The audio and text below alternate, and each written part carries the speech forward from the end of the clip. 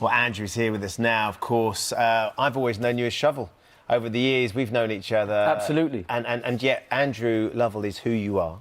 And for the purposes of this interview and the story in the programme that you shot with Alex there, it felt like it was an important part of your identity, didn't it? Yeah, it would have been remiss, you know, to be called Shovel when that particular programme, The Secrets in My Family, it's all about, you know, hey, it's time to be open. So I was christened Andrew.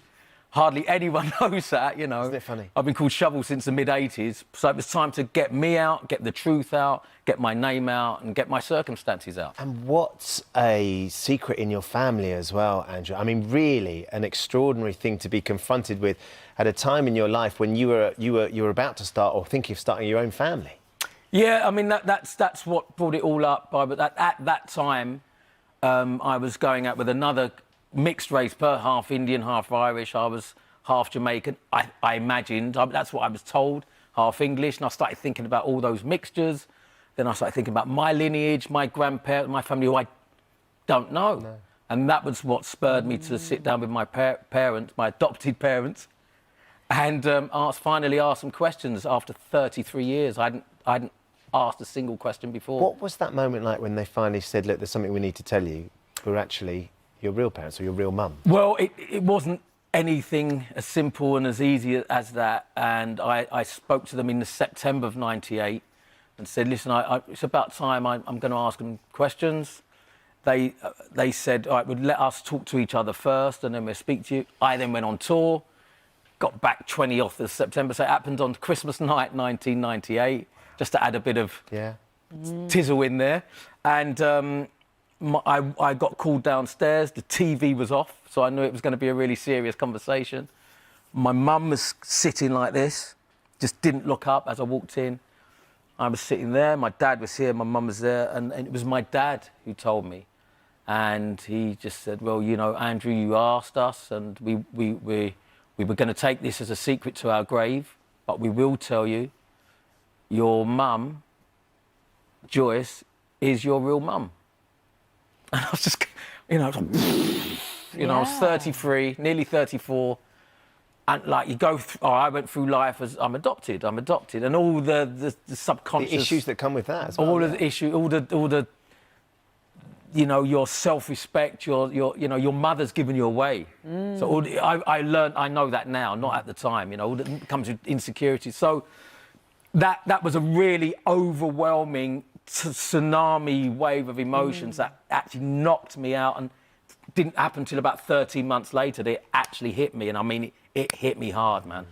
It must have been so many mixed emotions going on in that family as well, though, because you were surrounded by love, weren't you? Your mum fought to keep you, despite the fact that it meant her relationship was in jeopardy. Your dad, your adopted dad, and then, you know, was so loving to you and accepted another man's child and all that went with that. There was a product of an affair. And yet all that sort of love and sacrifice that they did to make sure that you stayed with them and weren't fostered out, kind of you never knew about. And you were just hit with this strange sense of being a bit of a cuckoo.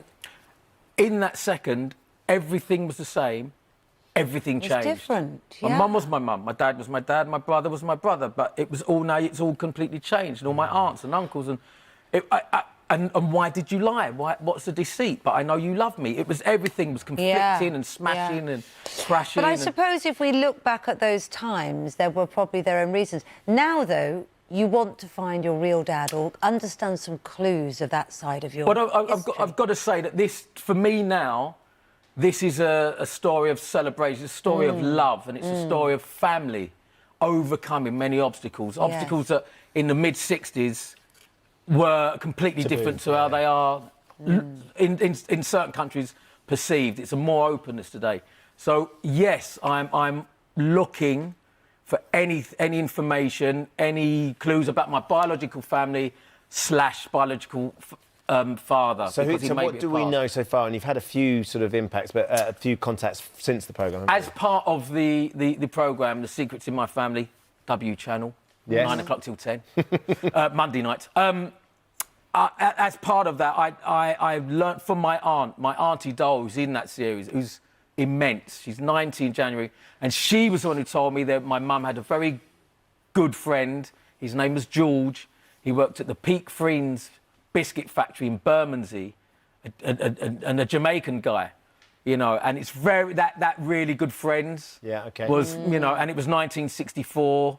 I was born in 65, so we don't know definitely, but we're thinking it's around. And if that rings any bells with anyone, Absolutely, and people have contacted me as far away as Thailand, and they've got contact with that biscuit factory.